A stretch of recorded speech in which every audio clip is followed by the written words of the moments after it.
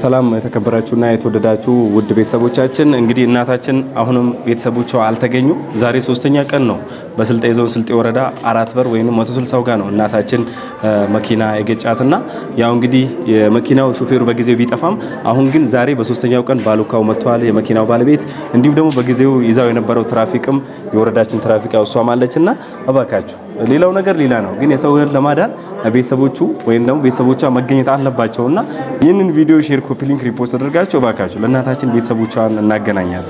እስካሁን ድረስ ሶስተኛ ቀን ነው። በሶስተኛው ቀን ሐሙስ ነው የተገጨችውና ቅጥቅጥ መኪና ነበረ የገጫት። አሁን ግን እስካሁን ድረስ የመጣ አንድም ቤተሰብ የለም። ባካችሁ ከዚህ በፊት የምታደርጉትን ትብብር አድርጋችሁ እኚህን እናት ቤተሰቦቿ እናገናኛት እላችኋለሁ። ያው እንደምትመለከቷቸው ፊታቸው እንደዚህ ነው። እስካሁን ድረስ ምንም አይነት እኚህን የሚል ቤተሰብ አንድም አልተገኘም።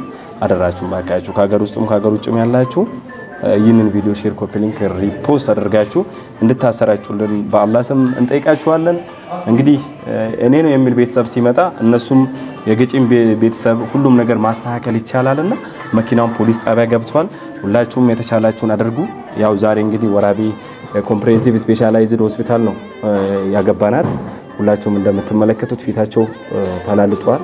ትንሽ ጀርባቸው ወይንም ትከሻቸው ላይ ደግሞ ጉዳት ደርሶባቸዋል። ሲቲ ስካንም የተለያዩ የሕክምና እንትኖች ያስፈልጓቸዋል። አደራችሁን ባካችሁ እናታችን ቤተሰቦቿን አፋልጉልን።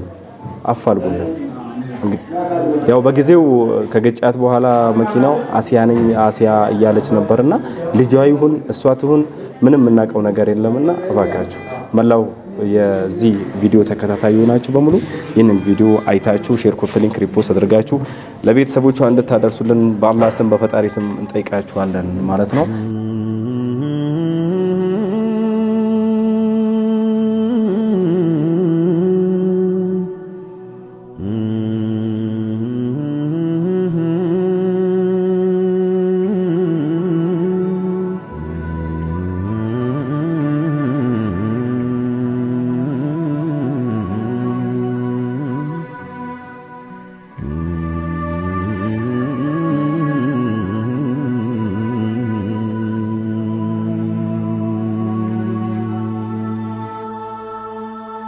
ከወሰነ